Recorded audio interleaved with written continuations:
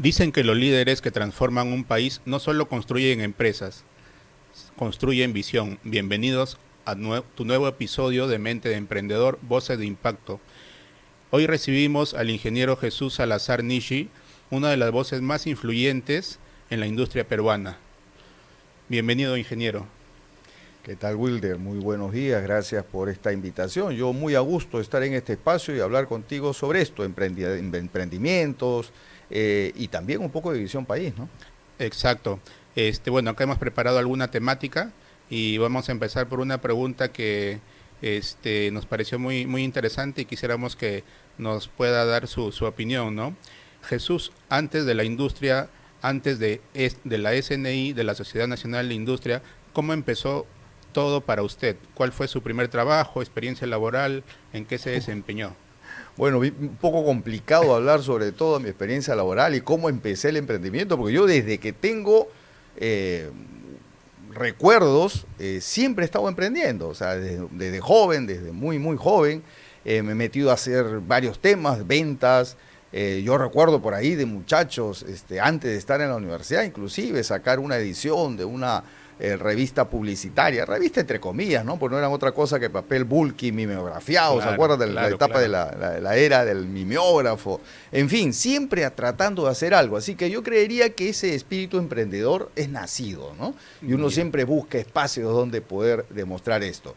Pero si hablamos ya de la etapa formal, del desarrollo de la profesión, yo tuve una empresa de construcciones, una empresa de desarrollo de proyectos, yo soy ingeniero civil de profesión, y después ingresé al mundo industrial a través de las ventas. Yo fui gerente de ventas de 3 grandes empresas del plástico en el país, y ahí es donde nace ya mi acercamiento hacia la industria, ¿no? Ah, ok, mire. Entonces, ¿y en qué momento usted descubre que desea emprender y de repente ya no seguir la línea normal que es eh, hacer línea de carrera en una empresa que no es la tuya, ¿no? A ver, yo creería que fue más bien al revés, Wilder. Mira, yo te voy a contar una anécdota que mi Ah, papá siempre me lo repetía, ¿no? ok. Mi papá siempre me decía, yo sabía que tú ibas a ser empresario. Yo de toda la vida yo siempre he visto ese perfil de empresario en ti. Por ejemplo, me dice, hijo, tú cuando tenías 8 años, 10 años, un tema así, era muy niño, agarré una papa, la corté por la mitad y la tallé. Y con plumón pintaba y empezaba a sellar hojas y firmaba. Sellaba hojas. Ese era mi juego, ¿no? Entonces me dice mi papá, yo vi ahí el potencial, tú ya estabas Estaba predestinado a preparándote. ser. Y yo digo, claro, esos juegos que uno de niño escoge, de alguna manera están dando a entender al mundo que quieres hacer algo, ¿no? Claro. Y yo creo que eso fue más o menos el perfil.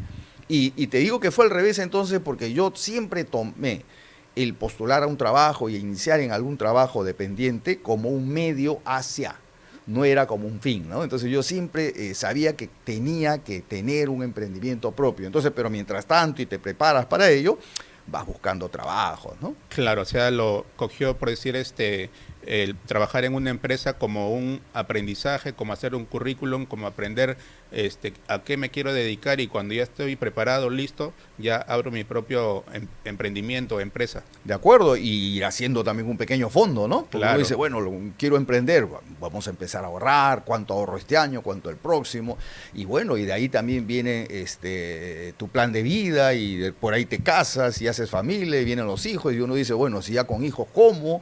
Hay que prolongar un poco la idea. Es todo un devenir de sucesos, ¿no? mire qué interesante. ¿Y cuál fue su primer emprendimiento? Yo te comento que he tenido emprendimientos desde muy joven, ¿no? Este, en fin, te contaba esta revista de publicidad, Claro. una época se me dio por las ventas también de muy joven todavía en el colegio, vendíamos champús, en fin, nos fue re mal también en las experiencias, pero es eso, cada vez que había una oportunidad de hacer algo, un pequeño negocio, lo hacía y lo emprendía. Y pasé por muchas etapas de esto, ¿no? Pero si hablamos ya de un emprendimiento grande o medianamente grande, no grande, lo que pasa es que para un emprendedor siempre va a ser grande lo que Sí, uno hace, claro. ¿no es cierto? Pero un emprendimiento grande fue en el rubro en el que ahora me encuentro, ¿no? Yo tengo ahora una fábrica de tuberías, conexiones, válvulas para Coplas. la construcción, Coplas Industrial, pero antes de eso hice una una industria similar, mucho más pequeña, por supuesto, y que me fue muy, muy mal, ¿no? O sea, fue el primer gran golpe que tuve y que creo que muchos de los emprendedores entenderán lo que se siente cuando uno quiebra, ¿no? Y ahí justo me viene una pregunta. Entiendo que ahí tuvo un fracaso. Después de un fracaso, ¿cómo un emprendedor puede volver a renacer o puede volver a salir? Hay dos, creo que hay dos situaciones. Te quiebras, desistes o te da fuerzas para seguir adelante. ¿Cuál fue la de usted? A ver, Wilder, tú siempre has escuchado, seguro, y nuestros amigos también, que el peruano o el emprendedor peruano es muy resiliente, ¿no Sí, es cierto? correcto. Y esto es totalmente cierto. Y analicemos un poco por qué. ¿Por qué el peruano es resiliente? ¿Por qué el emprendedor es resiliente? Porque no tiene otra, pues. O sea, aquí no te queda otra. Tú quieres hacer algo, vas a golpearte, vas a caerte, vas a sentirte mal, vas a sentir que ya no sientes ganas, pero a ver, tú miras a los costados, miras hacia atrás, miras hacia adelante y dices, bueno, aquí yo no tengo otra opción. Entonces, lo mismo pasa cuando uno hace un emprendimiento y te va mal. Hablar de fracasos en la etapa de emprendimiento es bien relativo, Wilder, ¿no? Para mí es súper relativo, porque cuando a mí me hablan del éxito de Coplas y de éxito de Jesús Salazar Nishi como emprendedor, yo no puedo separar ese fracaso, entre comillas, como parte del éxito. Claro. Yo no sé si alguien que ha sido exitoso y pasó por esta etapa de una quiebra, de un dolor en el emprendimiento, pueda separarlo y decir, no, no, esa etapa no pertenece al éxito, ahora sí. No, para nada. Es una etapa de aprendizaje y uno se forja y se forma mucho en la derrota, en el golpe, ¿no es cierto? Yo te cuento y les cuento a nuestros amigos que yo hice el MBA después del fracaso.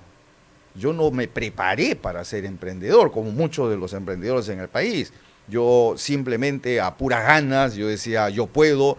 Yo he sido, como te contaba, gerente de venta de 3 empresas del mismo rubro, entonces si yo puedo vender para otras empresas, ¿cómo no voy a hacerlo yo? En fin, uno se va construyendo esa idea emprendedora, pero de conocimientos académicos que sí son necesarios, Will, Sí, ¿verdad? claro. Y de experiencia sobre emprender un plan, cero. Y uno en el camino se va forjando, ¿no? Y en ese paso por el fracaso, por así decirlo, ¿qué es lo que lo mantuvo o lo sostuvo firme, ¿no? Para su convicción de seguir emprendiendo. La disciplina, la familia, el propósito. Todo, todo. Yo creería que el primero es si tienes la convicción clara de que tú quieres ser un emprendedor. Si tienes la convicción clara de que el fracaso o la derrota momentánea forma parte del camino a tu éxito. Si te queda claro que necesitas cobrarte la revancha en la vida. Si te queda claro que quieres continuar con eso, ¿no? Ahora, alguien dirá, bueno, qué fácil es decir eso cuando ya llegaste al éxito, estás bien y ya pasaste esa etapa. No, no, no, yo esto mismo me lo decía cuando estaba mal. Y siempre cuento una anécdota, Wilder. Quien ha pasado por una quiebra o una derrota sabe lo que voy a decir en este momento. El día después de, ese día que tú le echaste candado y cerraste lo que tienes, al día siguiente despiertas y te encuentras en un vacío tremendo, ¿no? Sí, O sea, correcto. da pánico, da pavor. Y ese vacío, ¿qué hace? Que no quieras levantarte. Y te quedas en la cama y cierras los ojos a pesar que no has dormido toda la noche, obviamente, pero no quieres levantarte porque no quieres enfrentarte a esa nueva situación de derrota, ¿no? Exacto. Entonces, ese es el momento en el que uno tiene que hacer prevalecer su espíritu emprendedor, ¿no? Y decir, bueno, voy a ver qué cosa hago. En mi caso tuve, a Dios gracias, el apoyo de mi esposa que me dijo, bueno, tú no te vas a quedar acá y tienes que salir. Tú vas a ver qué haces, pero aquí no te quedas, tú tienes que continuar. Y ese impulso de la familia, como bien lo decías, es fundamental. Sí, es fundamental. es bastante importante para poder salir adelante, porque uno solo de repente se puede rendir, pero cuando tienes alrededor, creo yo, a tu esposa, a tus hijos, que te ven y que tú eres su ejemplo para tus hijos, no puedes demostrar este tipo de flaqueza, ¿no? Sino al contrario, debes demostrar fortaleza de que puedes, si te caíste, tienes que salir adelante, hay mil de formas para volver a hacerlo. O sea, creo yo que el fracaso es una experiencia más no decisión, ¿no? Yo no decido fracasar, sino que es una experiencia que lo toma uno por de repente no estar bien comprometidos o bien instruidos en el rubro que uno está abriendo, pero con este fracaso ya sabemos qué no cometer, ¿no? Entonces, ahí me viene una pregunta a usted, para usted, ¿quién influyó? Bien lo mencionaba que su esposa le ayudó bastante, pero adicional a ello, ¿quién influyó para que usted se levante de este fracaso? Yo hace poco también veía la entrevista que le hicieron y me llamó bastante la atención, ¿no? Lo que su esposa le dijo: toma 10 soles, toma para tu gasolina, ponte tu terno y vea. Entonces, eso es, y esa es una motivación bastante fuerte, ¿no? Correcto. Para seguir. Yo te cuento que yo normalmente trabajaba y trabajo en terno por las visitas que hago y las reuniones que tengo. Y entonces ese día que te comento, el día después de, uno está tirado en la cama y lo menos que piensas es levantarte. Y claro, te traen tu terno y te dicen, cámbiate igualito, ¿no? Pero ¿para qué voy a ponerme terno si no tengo a dónde ir, ¿no? No, igual te cambias porque la vida continúa, tú tienes que seguir viendo qué hacer. Y en efecto, toma 10 soles, mira. Porque yo no tenía ni siquiera esos 10 soles, Wilder. O sea, que la gente entienda lo que es realmente quebrar, ¿no? Lo único que te llevas tú de ese emprendimiento son deudas. Exacto. Y deudas enormes, que en ese momento dices, esto me va a faltar vida para pagar. Eso es lo primero que uno piensa. Y en efecto, con esos 10 soles, con mi ternito, subí a mi carro, y ahora, ¿cómo se taxea, güey? Yo en la vida había taxado, no sabía qué era, y los 10 soles me los gasté, me acuerdo, en 2 horas y media, 3 horas. Y no agarré un taxi. Y ya no tenía gasolina. O sea, hasta eso te pasa, ¿no? Entonces uno dice, no, pues yo para esto no soy, ya tampoco claro. no puedo. O sea, ya esto es lluvia tras mojado, ¿no? O sea, claro. Pero no, por ahí empezó, me sacaron una carrera, le pedí que me adelantaran la carrera, con eso fui corriendo al grifo, eché un poquito de gasolina y así empecé. Y estuve como una semana, 10 días mal, me iba todos los días mal, hasta que empecé a agarrar el ritmo. No había Waze en esa época, Wilder. Yo daba 20 vueltas en Lima y por eso que nunca me resultaba la carrera, porque no sabía manejarme. Entonces, fue una etapa interesante, pero yo lo cuento como experiencia de que cuando te ocurran cosas como estas, necesitas ocuparte en algo y sentir que estás siendo productivo aunque sea en algo. Engáñate aunque sea un poquito, pero tienes que sentir que estás saliendo de esto, ¿no? Cuando uno se queda y te aplastas y te quedas en la cama y no quieres levantarte y se te vienen todas las ideas negativas porque ¿qué otra cosa puedes pensar un día después de una quiebra? Eso te envuelve en una depresión tremenda, que es muy difícil. Te consume, claro. Yo siempre también tengo en mente de que cuando uno fracasa, como le comentaba yo fracasé una empresa y el apoyo importante para mí fue mi esposa y bueno, mis hijos, ¿no? Pero de acuerdo a ello, me ayudó bastante a salir adelante el que tenía motivación de superación personal, ¿no? O sea, si bien es cierto, la esposa, la familia, te ayuda bastante, pero si uno también tiene un tema de superación personal y profesional, creo que también eso es un empuje para poder salir adelante, ¿no? Yo quiero que esto quede clarísimo. Cuando tú quieres ayudar a alguien, cuando tú quieres ayudar a tus hijos, quieres ayudar a tu familia, aunque suene egoísta, primero tienes que pensar en ti. Exacto. O sea, exacto. Tú no puedes ayudar a nadie si tú no has hecho algo por ti, ¿no es cierto? Si entonces, tú no estás bien. Eso es fundamental. Exacto. Yo lo hago esto por mi familia, es correcto, pero tú por ti, ¿qué estás haciendo? Porque si tú no eres fuerte y no te preparas, no vas a poder ayudar nada. Exacto. Y aquí se me viene algo a la mente, Wilder, cuando conversabas del tema de los hijos, la pregunta que yo me hice en ese momento era, no era el momento. ¿No? No era el momento, mis hijos eran chicos, ¿sabes? Los 3, yo tengo 3 hijos, los 3 estaban en el colegio. Entonces, ¿cómo te mandas a hacer algo? Yo me decía, ¿no? Cuando los 3 están en el colegio, todavía muy chicos, hay muchas necesidades, hay muchos gastos, debiste haber esperado un poco. Y entonces cuando a mí me preguntan en los eventos, cuando voy y me dicen, ¿cuándo es el momento correcto? ¿Cómo saber cuándo es el momento correcto para emprender? Y la verdad que es muy complicado responder eso, ¿no? O sea, claro, creo que el momento correcto no existe, ¿no? O sea, existe la oportunidad, se te presenta una oportunidad de hacer algún negocio, creo que ahí es el entre comillas, el momento correcto para poder agarrar eso. O tú lo buscas, O de tú repente, lo buscas ¿no? también, ¿no? Pero te especializas o en lo que eres bueno, en lo que sabes que eres bueno, porque hay muchos emprendedores que también se dejan llevar porque ven que, no sé, a este emprendedor le va bien vendiendo este producto, a mí también me va a ir bien, pero él sí sabe cómo venderlo y de repente tú no, tú fracasas en eso, ¿no? O como en el caso mío, Wilder, yo sabía cómo vender, pero no sabía cómo fabricarlo, no sabía cómo administrarlo, no sabía cómo cobrarlo, no sabía cómo hacer la logística, no sabía... O sea, no, el emprendimiento requiere el conocimiento del negocio en general, ¿no? Entonces, eso son lo que yo le digo, por ejemplo, ahora a los emprendedores. No basta con conocer el producto, ¿no? Hay que conocer el modelo del negocio, y claro. sobre eso uno debe planificar su emprendimiento, ¿no? A ver, acá tengo una pregunta que me habían dejado, y dices, para quienes nos ven y están emprendiendo con miedo al fracaso, ¿qué les diría desde su propia experiencia? Bueno, primero, no pierdas el miedo al fracaso. O sea, tienes que tenerlo. O sea, ¿quién no va, o quién me puede decir que puede dejar de lado el miedo y con toda salir a luchar? No, no, el miedo forma parte de forjar al emprendedor. Así que está bien que tengas miedo. Lo que está mal es que te quedes en el miedo.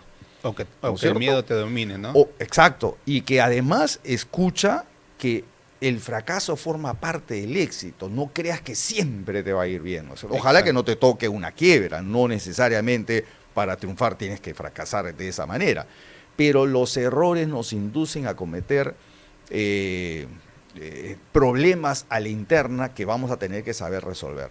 Yo diría que el emprendedor tiene algo positivo en nuestro país. Yo no sé si esto es positivo o negativo, Wilder, pero el emprendedor en el país lo hace más por subsistencia, ¿no es cierto? No Exacto. es tanto un emprendimiento estudiado, forjado, Formal. preparado, formal, con un plan de negocio, con un plan estratégico. No es tanto así. El 95% de los emprendimientos en el Perú son más bien del orden informal, ¿no? Es del momento y a ver cómo va saliendo, ¿no? Claro, creo que ellos más trabajan el día a día, ¿no? O sea, gano este día, gasto este día. O sea, no tienen una proyección, no tienen una visión, una misión, y por ello no creo que no pasan a ser formales, ¿no? Y llevar una constitución de una empresa y llevarlo a una escala diferente, ¿no? Bueno, es que es muy difícil, y aquí sí tengo que dejar claro algo, es muy difícil ser formal en nuestro país, ¿ah? 85% de los negocios en general, no hablo solo de los emprendedores, 85% de los negocios en el Perú son informales. Y habría que preguntarnos por qué, ¿no? O sea, yo no creo que todo emprendedor decide ser informal, yo no creo eso. Creo sí que tenemos un Estado que no acompaña el emprendimiento. ¿Quiénes generamos riqueza en el país, Wilder? ¿Es el gobierno, el Estado o somos los empresarios? Los empresarios. Que al final el emprendedor es un empresario, ¿eh? Claro. Ese es otro tema también que es bueno romper ese mito. No, tú le dices a un emprendedor, tú eres un empresario. No, yo soy un emprendedor. Empresarios son no sé, pues los WON, ¿no? No, o sea, en todos los que hacemos emprendimiento somos empresarios. Nos tocó emprender una empresa, ¿no es cierto? Pero como que estamos no muy bien vistos por el tema de la sociedad, el tema empresario. Así que eso hay que ir cambiando, ¿no es cierto? Así que yo sí creo que el peruano debe aprovechar ese espíritu emprendedor. Hay un dato que es bien curioso, lo dice Rolando Arellano en su libro El Perú, país más empresario, ¿no? Primero que somos el país con más número de empresas en proporción a sus habitantes. El país más empresario del mundo. Y hay otro dato que nos dice que hay de cada 2 jóvenes en edad productiva en el Perú, 1 es emprendedor. O sea, es fabuloso. Eso es una oportunidad tremenda. Hay que saberlo trabajar, ¿no? Yo creo que ahí, o sea, el Estado debería hacer algo para poder motivar a los emprendedores o empresarios o emprendedores informales, por así decirlo, en formalizar, ¿no? Apoyar de repente cierto tiempo, con, no sé, no cobrarte impuestos para que puedas generar rentabilidad y después de un cierto tiempo ya poder empezar a pagar y formalizar como uno. De acuerdo, ¿no? Exacto. Y yo no diría que tengan que hacer algo, tienen que hacerlo todo y tienen que dar muchísimo, porque en efecto, quienes generamos riqueza en el Perú somos los empresarios. Entonces, el gobierno debería prepararse para acompañar a ese emprendedor por lo menos 3 años. Claro. ¿No es cierto? Yo en 3 años le pondría como una especie de coach, porque la mortalidad, la tasa de mortalidad de los emprendimientos en el Perú son muy altos, Wilton. Son muy altos, ¿no es cierto? Muy poco, menos del 50% llega al segundo año. Menos del 50% llega al segundo año. Entonces, eso significa que hay muchos desafíos que se tienen que vencer en el camino. Bueno, para eso tenemos ministerios, para eso tenemos gobiernos regionales, para eso tenemos municipalidades, para eso tenemos ministros, ¿no es cierto? Entonces deberíamos tener un acompañamiento que nos vayan formando, ayudando. Tú bien lo dices, ¿por qué te voy a cobrar impuestos en tu primer, segundo, tercer año de vida cuando te estás formando? Te acompaño, ¿no es cierto? Pero eso sí, formal. Yo te voy llevando las estadísticas, tus ventas están creciendo, me parece muy bien. No estamos en ese tipo de manejo en el Perú de que te obligan a ser chiquito porque si creces un poquito te cobran más impuestos. Entonces, como que aquí favorecemos el enanismo empresarial, ¿no es cierto? Entonces, cuando tú sientes que estás creciendo, ¡pum!, abres otra porque ya no quieres ser mediano, no quieres ser grande. Ya todo eso tiene que eliminarse. El Perú tiene que cambiar el concepto de hacer negocios, ¿no? Sí, porque también se me viene a la mente, yo tenía tengo varios amigos emprendedores o empresarios que tenían su tienda, ¿no? Y que, no sé, pues venía de la municipalidad por un cable que de repente no estaba bien puesto, ya lo clausuraban, cerraban, había que pagar una multa, entonces el emprendedor decía, pues, no me conviene a mí esto. ¿Qué vuelvo a hacer? Vuelvo a ser informal. Correcto. No pago nada, vendo tranquilo, todo es para mí. Entonces, yo creo que esas cosas que limitan al empresario crecer, deberían no quitarlo de raíz, sino, como usted dice, darlo un periodo de tiempo de 3 meses de acompañamiento, de asesoría, y poder, una vez que el empresario, su negocio ya esté estable, ya poder comenzar a pagar los impuestos correspondientes, ¿no? Para que así también el Perú avance, porque... Es correcto. En el Perú el modelo, el sistema, cómo funciona el emprendimiento, tiene muchas fallas que necesita corregirse. ¿Quién es el más cercano a tu negocio a nivel institucional? Tu municipalidad distrital. Claro. Entonces, yo, alcalde distrital, debería tener, no sé, todas las semanas, charlas, no sé, traer a grandes expositores para que vean el tema logístico, comercial, financiero, o sea, ayudarlos en conocimiento a los emprendedores para que no quiebren, ¿no es cierto?, para que sean sostenibles. Y esa es la labor, creo yo, del primero que encuentras como institución a tu costado, que es la municipalidad. Pero ya tú lo dices, la municipalidad, lo primero que hace cuando te toca la puerta, cuando tú has puesto una bodeguita o algún emprendimiento, ya está, licencia. Defensa civil, y bien lo has dicho, ¿eh? Te cierran una tienda, un local por un tomacorriente que quizá está en mal estado y que se pueda arreglar, claro, se puede subsanar. Claro, o sea, pero no tenemos esas, digamos, claro, ese principio de acompañamiento. Y además, a ver, Wilder, visita tú la municipalidad y cuántos tomacorrientes vas a encontrar muy mal, ¿no es cierto? Entonces sí. No se pasen, pues, ¿no? O sea, pero está. Así es nuestro país. Tenemos instituciones, OEFA, SUNAT, SUNAFIL, un montón de instituciones que deberían ser los que den soporte al emprendedor. Y aquí es exactamente al revés, ¿no? Si tú eres un emprendedor, a ver, pones una peluquería y al día siguiente te tocan la puerta y te dicen, llegó la SUNAFIL. ¿Tú qué dices? Uy, qué bien, señores, pasen por favor, ayúdenme. ¿Cómo es que se pone en planilla? ¿Cómo debo hacer? No, tú ya sabes que si vienen a tocarte la puerta ya está. Es por algo, ¿cierto? Es por algo. Entonces, cosas como esa, o la SUNAT que te dice cada vez más cerca de ti, en lugar de alegrarte tú te asustas, ¿no? O sea, cada vez más cerca de mí, ¿para qué? Sí, pues, no. Entonces, sí. Ese acompañamiento es el que nos falta en nuestro país, ¿no? Acá también me habían dejado una pregunta y me decían, si tuviera a Jesús de 30 años atrás, ¿qué consejo le daría? No dejes de hacer todo lo que has hecho, dale. Vas a quebrar, vas a sufrir, vas a llorar, pero vas a fortalecerte un montón. O sea, ese espíritu emprendedor nunca la pierdas, continúa. Y fue más o menos a los 33, 34 años que decidí empezar ya formalmente una actividad industrial, ¿no? Claro. Así que sí, yo creo que es fortalecerte en lo que sabes, en lo que crees, porque al emprendedor no le vas a decir tú si es o no es emprendedor. El emprendedor nace con una vena que no lo va a dejar tranquilo, ¿no es cierto? Y va a estar siempre buscando qué hacer, ¿no? Y en este fracaso, hay dos opciones, como comentábamos, ¿no? El seguir o el quedarte ahí estancado, llorar y todo eso.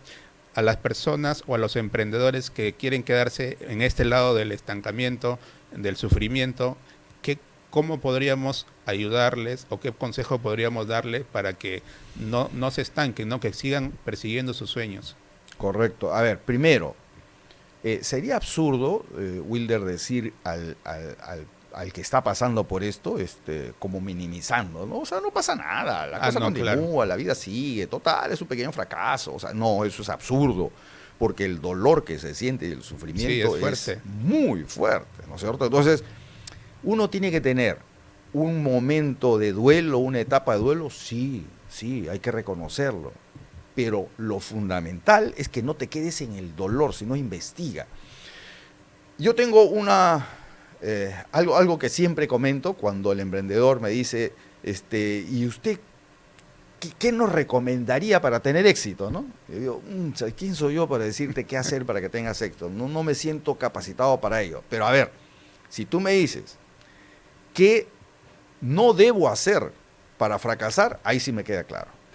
Entonces, ¿por qué digo esto, Wilder? Porque yo diría, de la experiencia de tu fracaso, si tú no aprendes y no haces escuela de eso, estás destinado a seguir fracasando.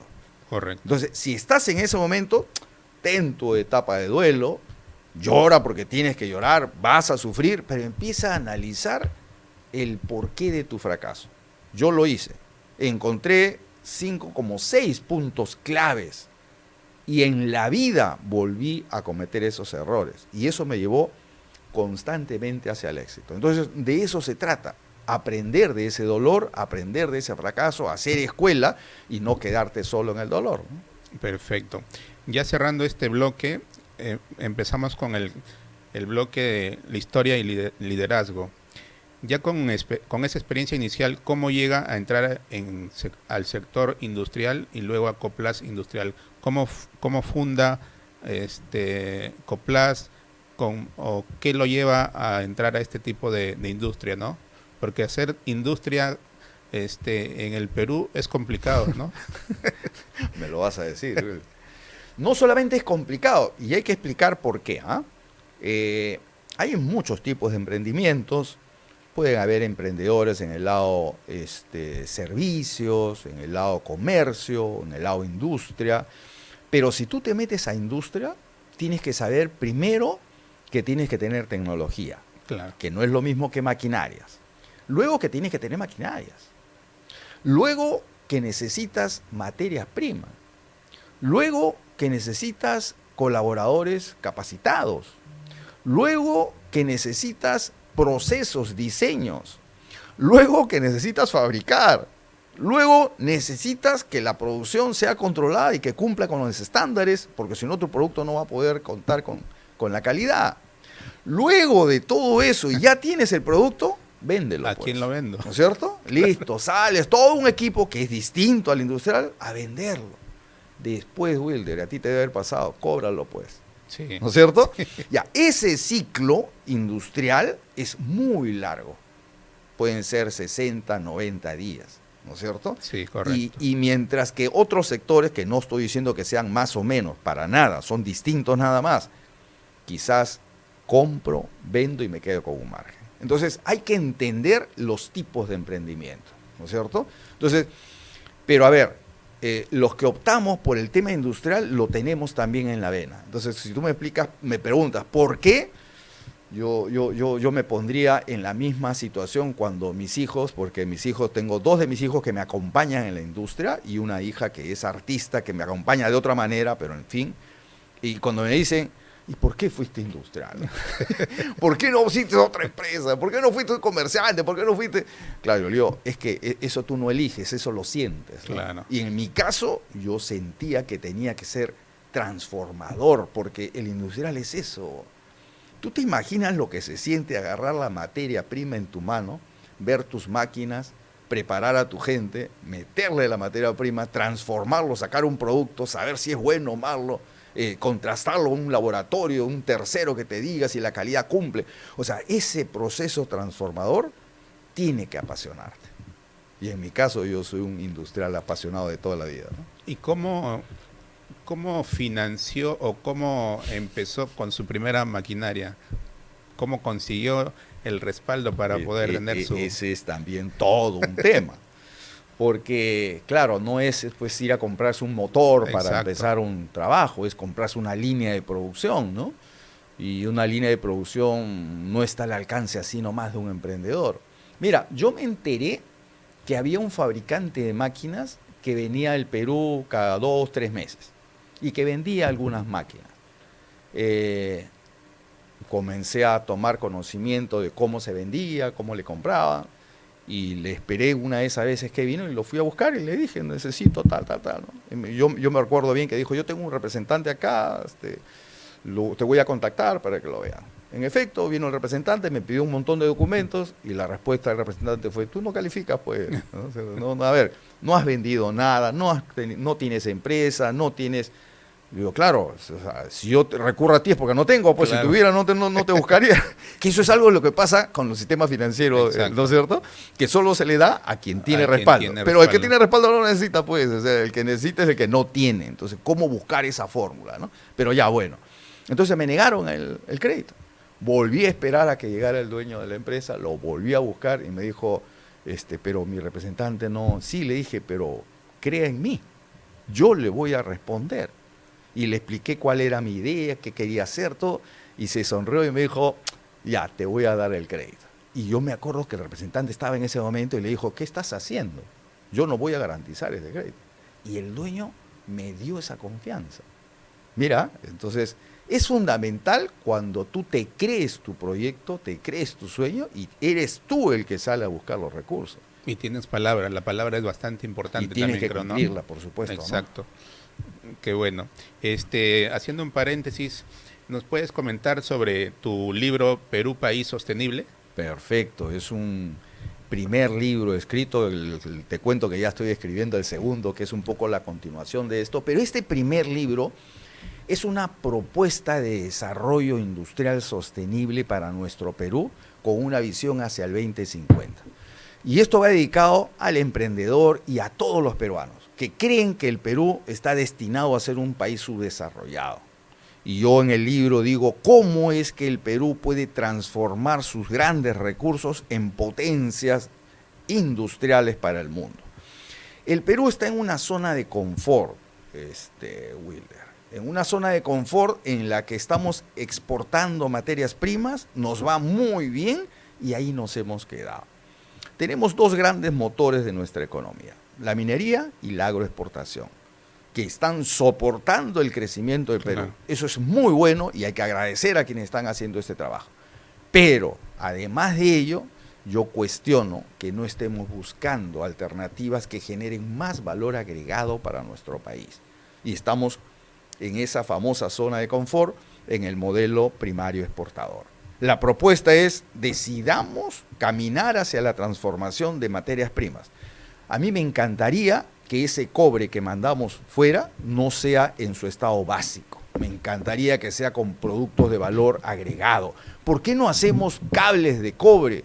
¿Por qué todo el cobre sale del país en su forma básica a China y regresa como un cable eléctrico y tú lo consumes para tu casa? ¿Acaso eso no se puede hacer acá?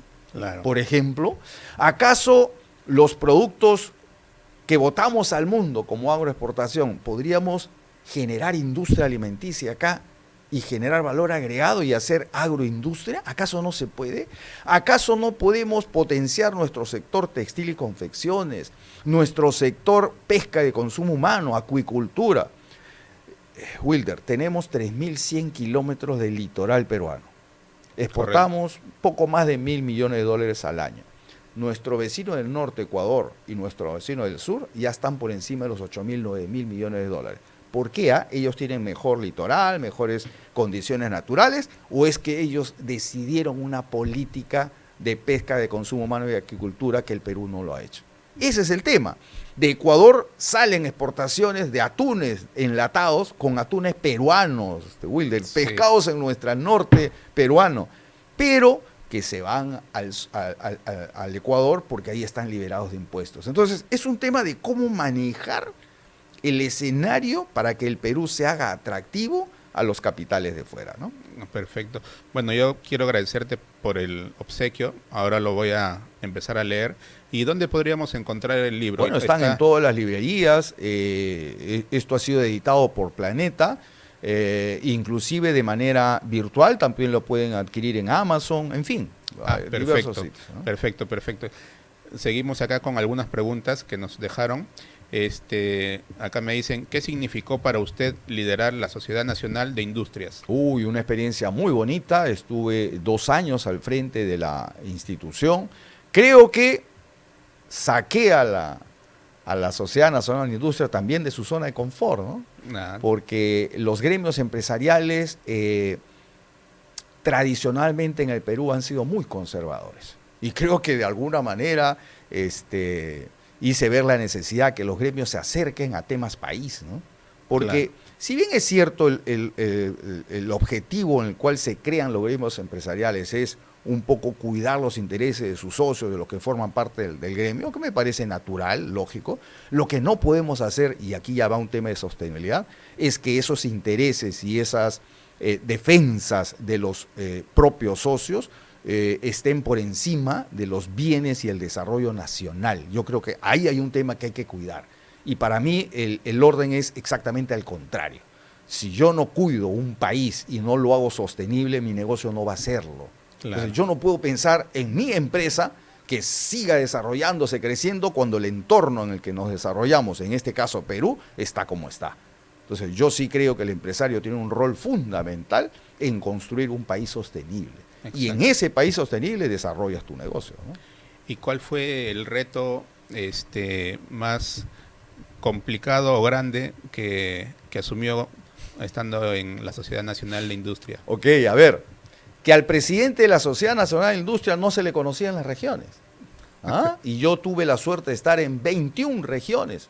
Visité 21 regiones llevando propuestas como Perú País Sostenible o Perú Regiones al 2030, que es un libro que también edité estando dentro de la Sociedad Nacional de Industria. O sea, salimos de nuestra zona de confort. Yo siempre hacía este comentario cuando iba a regiones, ¿no? Porque cuando yo llegaba me decían, llegó por primera vez el presidente de la Sociedad Nacional de Industria. Inclusive creían que hasta era representante del Estado por el nombre de Sociedad Nacional de Industrias. En fin, lo que pasa es que es un gremio que está en San Isidro, ¿no es cierto?, cuya acción estaba limitado en el campo de Lima. Entonces yo decía, pues cambiémosle de nombre, ¿no? Llamémosle Sociedad Limeña de Industriales, algo así. Pero si tú quieres representar de manera nacional a la industria, tienes que estar cerca de la industria. Exacto. Entonces, en esos 2 años tuve la suerte de visitar 21 regiones y de hacer un acercamiento con las cámaras de comercio regional. Hicimos un trabajo interesante, muy interesante, que ojalá, espero, esta visión sea continuada, ¿no?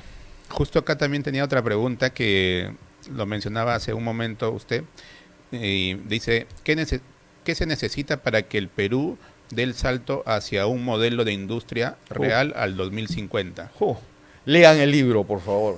Lean el libro, que ahí lo digo clarísimo, pero se lo resumo, ¿eh? Alguien dirá, no me convence tu respuesta, pero a ver, lo digo con convicción. Decisión política, nada más, nada más. Porque, a ver, ¿tenemos recursos naturales, sí o no? Sí, claro. ¿Tenemos conocimiento para hacerlo, sí o no? ¿El mundo ya lo hizo, sí o no? ¿O vamos a inventar la pólvora? Listo. Entonces, ¿qué es lo único que necesitamos? Decidir políticamente, pensar en un solo futuro de largo plazo.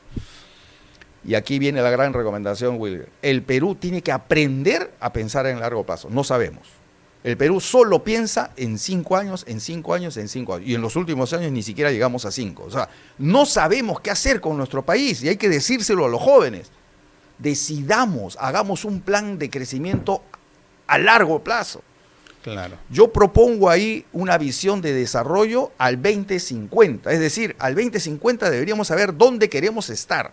Entonces vamos bajando y en cada año vamos a saber por dónde y cuánto avanzar. Eso es algo que hoy no lo sabemos. Políticas de Estado es lo que requiere nuestro país, ¿no? ¿Y usted cree que el empresario peruano está listo para el gran cambio? Yo creo que el empresario peruano tiene que incomodarse un poco. Y lo digo de muy buena onda y ojalá todos me estén entendiendo hacia dónde quiero ir. Yo siempre utilizo el término de salir de nuestra zona de confort porque si no lo hacemos vamos a estar destinados a ser como somos 200 años más. Claro. ¿No es cierto? Entonces, si el empresario peruano sigue pensando solo en su ROIC, en su rentabilidad anual y cuánto ganó este año, y no se preocupa de generar y construir un país hacia adelante, el negocio, tu negocio, y te lo digo directamente, no es sostenible. Entonces, si tú quieres ser un empresario exitoso, dedícale tiempo y esfuerzo a pensar por tu país. Tienes que hacer que tu país sea un país desarrollado y grande, y tú vas a ser más grande. Pero si no, estamos destinados a ser un país subdesarrollado toda la vida, ¿no? Mira, a mí me da mucho coraje. Hemos inaugurado un megapuerto en Chancay precioso. Sí. No sé si has tenido la oportunidad de ir. Yo he estado en la inauguración. Estuve inclusive en la etapa anterior, en que estaba todavía en el proyecto y conversando cómo se iba desarrollando en el proceso constructivo. Es espectacular. Invito a que vayan a conocer. Pero a ver, tomó poco más de 3 años construir esa gran obra, esa infraestructura civil. Tú viste al Estado acompañar con proyectos esa mega obra para aprovechar su infraestructura y crecer en nuestra industria, por ejemplo. No. Además, ni siquiera tenemos una buena carretera para llegar. Sí. Imagínate cómo estamos desarticulados totalmente. Ese megapuerto, en su primera etapa, está trayendo entre 1 millón a 1,5 millones de nuevos contenedores al país, que traen productos del Asia. ¿Y cómo se van? Yo diría que todavía vacíos, ¿no? Porque no tenemos una industria nacional fuerte, potente, para llenar ese 1,5 millones de contenedores con productos peruanos. Yo le pondría textiles peruanos, le pondría pesca peruana, le pondría agroexportación, le pondría, no sé, pero no hay un plan nacional que aproveche estas grandes fortalezas que nos va dando el destino. Entonces, la pregunta es, ¿por qué llegamos a eso? Porque no sabemos a dónde caminamos. No tenemos un plan estratégico de largo plazo que nos haya marcado la ruta del crecimiento al desarrollo. Y para no cansarlos mucho, no hay país en el mundo que haya llegado al primer mundo, al mundo de los países desarrollados, si primero no desarrolló su industria nacional. Claro. Y ahí se me viene una pregunta, ingeniero. Para usted, ¿qué es? Bueno, usted está en el rubro de fabricación de productos, pero para usted, ¿qué cree que es más rentable? ¿Fabricar un producto o revender un producto ya fabricado? Yo te lo respondo con la siguiente estadística. Varias, pero a ver, algunas. El emporio de Gamarra ha perdido 30.000 unidades productivas en los últimos meses. 30.000 unidades productivas. Pero tú ves Gamarra, siguen llenos los comercios, pero ya no con productos que se hacen, con productos que se importan. Entonces, ¿qué es más fácil en el país? Tienes un emporio, un ex emporio del cuero y del calzado en Trujillo. Se hacía unos zapatos. A ver, ¿quién no ha ido a comprar un par de zapatos buenos a Trujillo? Yo lo he hecho varias veces, ¿no es cierto? Ya, ¿cómo está esa industria hoy? Muy venida menos. ¿Por qué? Porque la industria del calzado cada año muere en nuestro país por las importaciones de los zapatos asiáticos. Creo que nosotros como peruanos tampoco valoramos nuestro producto, ¿no? Y preferimos a veces comprar lo importado que lo nacional. Sí, sin duda, pero yo no quiero caer en el chauvinismo ni en el proteccionismo, decir, consume solamente lo que hace en el Perú. No, porque eso podría llevarnos a una imagen errada de lo que es apoyar la industria. Yo diría, el industrial peruano tiene que tener las mismas facilidades que el industrial del otro lado del mundo que nos manda productos. Claro. Eso es. Entonces, yo al Estado no le digo, súbele el impuesto, o no lo dejes entrar, que solamente consuman mi producto. No. Yo lo que digo es, ponme el piso parejo con el mundo, ¿no es cierto? Exacto. Y que ese señor que me manda su producto desde el Asia tenga las mismas condiciones yo para competir acá y defenderme, ¿no es cierto? Yo con mi propia competitividad. O sea, hagamos la industria peruana una industria competitiva, no protegida. Porque protegida sales al mundo y te caes, pues, ¿no es cierto? Sí, pues. No, yo quiero competir con el Asia. Alguien dirá, este está loco, absurdo. Sí se puede. Sí se puede, sí claro. Se puede, por supuesto que se puede. Sí se puede. Y bueno, ya pasando al tema de su empresa como Coplas, ¿cómo va la empresa? ¿Cómo lo están manejando? ¿Qué proyección tienen de acá, bueno, al finalizar el año y de acá de repente el siguiente año? ¿Cómo están proyectando el crecimiento? Yo diría que Coplas es una muestra de lo que significa pensar en el largo plazo. Coplas nace con un plan estratégico que cada 5 años es renovado y cada año es revisado con un plan operativo anual. O sea, esta metodología de seguimiento estratégico es fundamental. Es decir, a Coplas nos queda claro dónde vamos a estar en los próximos 5 años. Clarísimo, hasta con números, con metas, con objetivos. Y eso ha hecho que en nuestra organización haya ido creciendo constantemente en un sector altamente competitivo. Sí, claro. El sector en el que yo estoy tradicionalmente ha sido liderado por 3 o 4 grandes transnacionales, de estas empresas globales que pusieron empresa en nuestro país. Entonces la primera pregunta que uno se hace es, ¿cómo te lanzas a competir en un océano rojo como ese, siendo del tamaño que tú eras cuando empezaste, ¿no? Con tecnologías que no ibas a alcanzarlas en ese momento?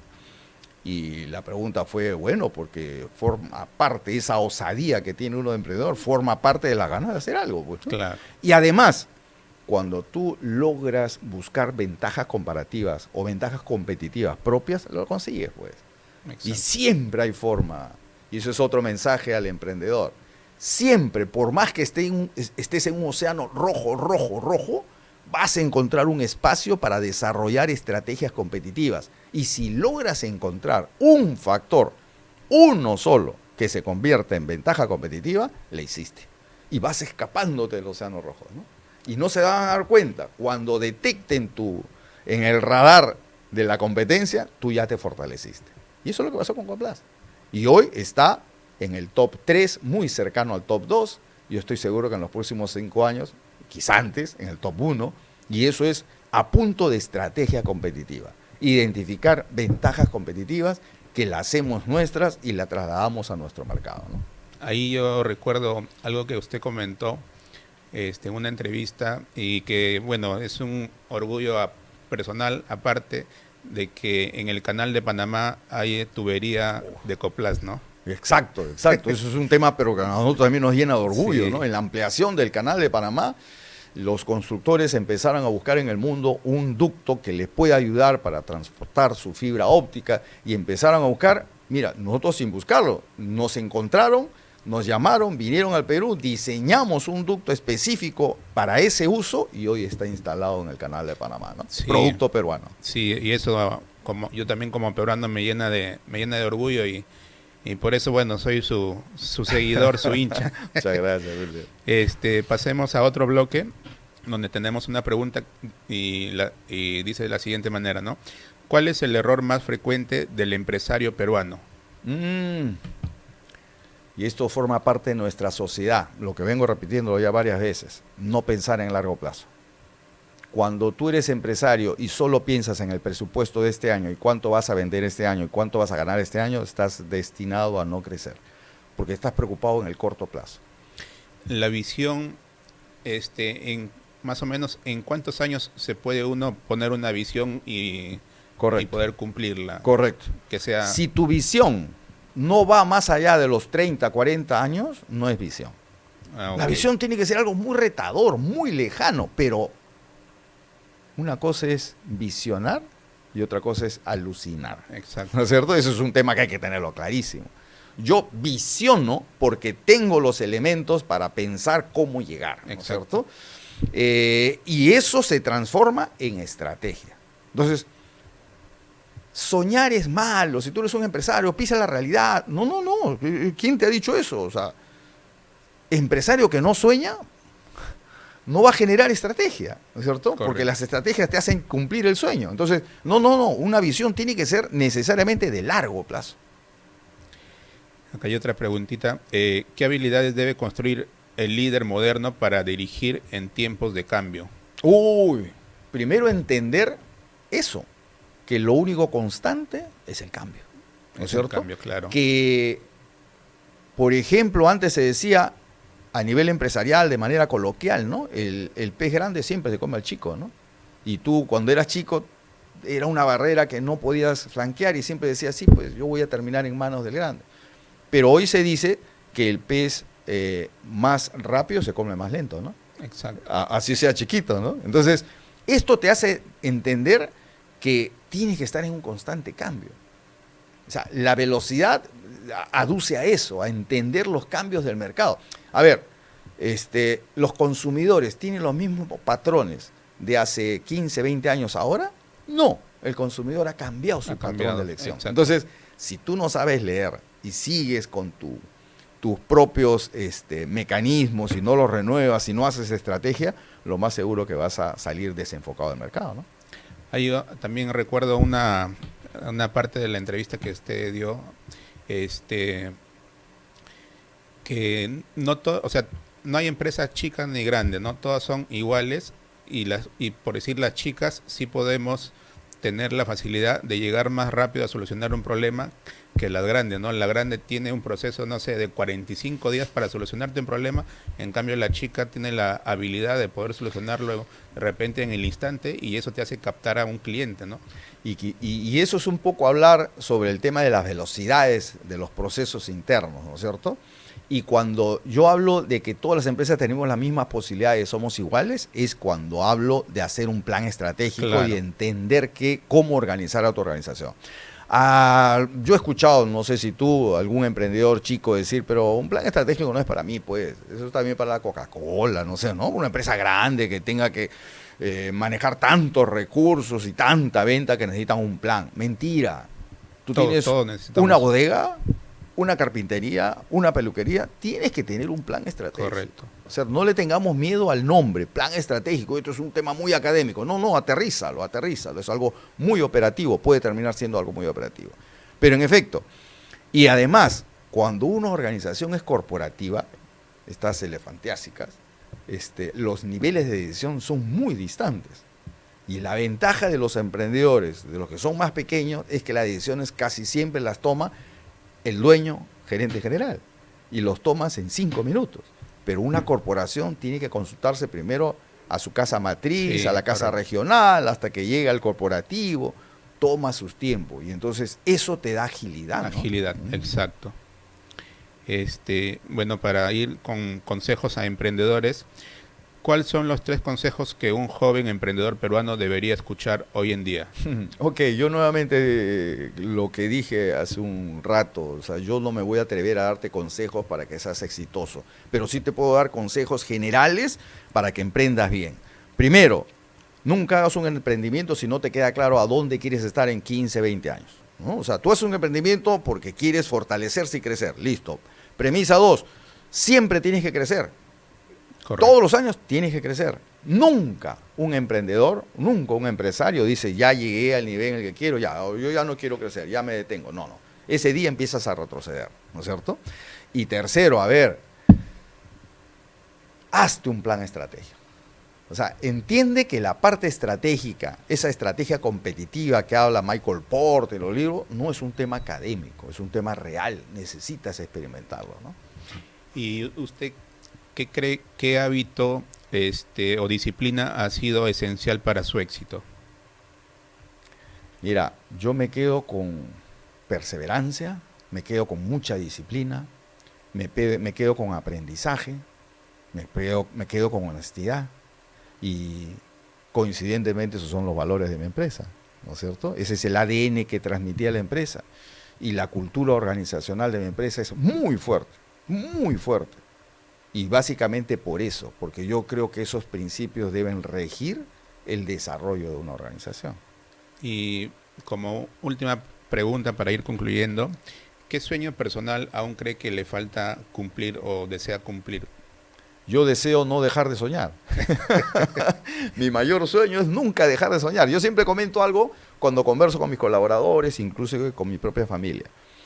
Cuando el número de tus recuerdos sea mayor al número de tus sueños, preocúpate, ¿no es cierto? Cuando uno empieza a decir ya sí, porque yo recuerdo, yo tenía, yo quería, ya estás empezando a vivir de tus recuerdos. Yo creo que eso nunca debe pasar. Yo creo que uno nunca debe dejar de tener proyectos, sueños. Entonces, yo sueño eso, continuar soñando. A ver, yo sí creo en un país industrializado, yo creo en un país sostenible, como dice el libro, el título del libro. Creo que los peruanos deberíamos ser más activos en la toma de decisiones del país. A mí no me gustaría que mis nietas, tengo 2 preciosas nietas, no me gustaría que a mis nietas les toque vivir un país como el que a mí me tocó vivir, ¿no? Desentendido de su realidad, desentendido de su crecimiento y siempre estar pensando en que las materias primas nos van a salvar. Mentira, las materias primas se van a acabar, señores. Sí, correcto. El cobre se va a acabar, el oro se va a acabar en algún momento. ¿Y qué va a pasar con el Perú sin cobre? ¿Se han puesto a pensar? ¿Se han puesto a pensar? Entonces, tenemos aún tiempo para desarrollarnos. Busquemos ese desarrollo, ¿no? Ingeniero, y para terminar la entrevista, ¿qué mensaje podría dejar a todos los empresarios o emprendedores? Bueno, emprendedores somos todos, creo, ¿no? Pero ya en algún momento pasamos a ser empresarios. ¿Qué mensaje podría dejarlo como final de la entrevista? ¿Qué le podría decir a la juventud o a cualquier empresario que esté iniciando? De acuerdo. Logren hacer un match entre sus planes de crecimiento, sus objetivos corporativos empresariales con los objetivos de desarrollo país. O sea, si eso no se logra hacer, vamos a seguir viviendo en un país divorciado como el nuestro. A nosotros nos separa todo como país, lamentablemente, ¿no? Solamente nos juntamos cuando estamos en un mundial, cuando estamos en una eliminatoria. Ojalá que esa misma efervescencia se viva cuando hablamos del futuro del país, ¿no es cierto? Entonces yo diría, tratemos de que a través de nuestros foros de conocimiento, como son los empresariales, los empresarios apostemos por el crecimiento y el desarrollo de nuestro país. Alguien dirá, eso es filantropía, eso no tiene nada que ver con mis objetivos empresa. No, nuevamente, ya el mundo se desarrolla en aspectos sostenibles. Y cuando uno habla de sostenibilidad, habla sí de crear riqueza económica, por supuesto, tiene que ser, pero siendo socialmente inclusivo y ambientalmente responsable. Estos 3 ejes de la sostenibilidad lo tienes que tener presente. Y eso hace que construyas un país mejor. Entonces, tu empresa colabora en el crecimiento y el desarrollo de nuestro país. No es suficiente pensar solamente en el crecimiento económico. El Perú multiplicó por 3.1 veces su PBI en los últimos 30 años. Crecimiento económico hemos tenido un montón. Lamentablemente, ese crecimiento económico no se ha reflejado en un desarrollo. Eso es lo que tiene que pensar el empresario. ¿Estás haciendo crecer a tu empresa? ¿Estás pensando en el desarrollo? ¿Y estás pensando cómo ayudas a desarrollar a tu país? Esos son los conceptos que nunca debe dejar de lado un empresario. Muchas gracias, ingeniero Jesús, por compartirnos su historia, por compartirnos su experiencia, sus fracasos también y saber cómo salir adelante a pesar de ello, por el tiempo que nos está brindando acá. Y sé que su agenda es bastante recargada estos meses, pero se ha dado un tiempo para estar con nosotros. Le agradecemos bastante. Y bueno, a todos los que nos ven, recuerden que los grandes cambios empiezan con una decisión firme y acción constante. Nos vemos en el próximo episodio de Mente de Emprendedor, Voces de Impacto. Esta vez estuvo con nosotros el ingeniero Jesús Salazar Nishi. Gracias, ingeniero. Muchas gracias, Wilder. Muchos éxitos en tu podcast. Muchas gracias.